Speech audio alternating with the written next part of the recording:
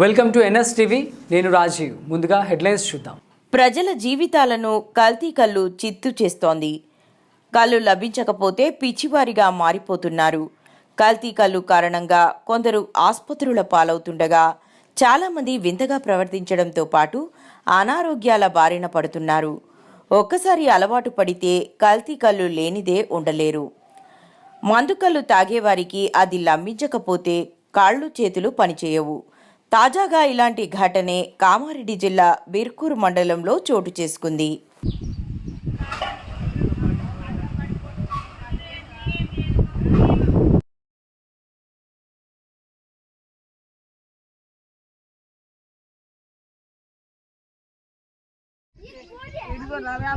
రాత్రి పోలీసు వాళ్ళు వచ్చి రాళ్ళకి సమాధానం పోలీసు వాళ్ళు ముసలి అన్నదంట చంపేది సార్ పీడబోతుంది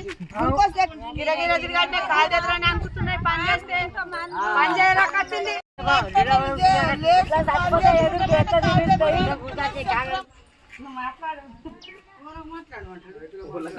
మాట్లాడు ఎటన్నా పోయి ఎటన్నా చచ్చిపోతాం.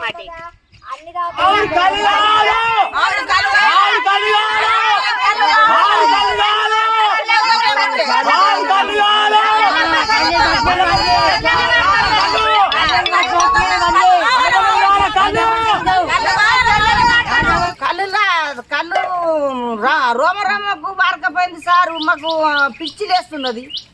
మాకైతే రోజు 2 సీస 1 సీస దాగి బుక్కెడు పోతింటాం ముసళ్ళు. ఆ ముసలి పడిపోయింది, ఆ ముసలోడు పడిపోయింది నిన్న మొన్న. అందరం దాక్కుంటారు. ఇప్పుడు రోమ రోమకు అప్పుడు 1 పరి అట్లా పిసలు వేసి మంది అంటారు చచ్చిపోయారే మన మంది.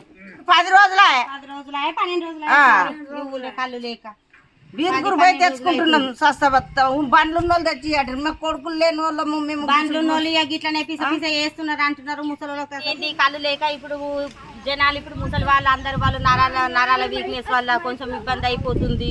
వాళ్ళకు కూడా కొంచెం పడిపోతున్నారు. ఇప్పుడు సార్ పొద్దున్న దాకా ఎండలో పని చేసేస్తాము. ఒక సీస తాగడానికి ఎటు పోయినా కూడా కలుబట్లకే పోతారు ముసలి వాళ్ళు. అసలు వాళ్ళు ఎటు పోతారు సార్?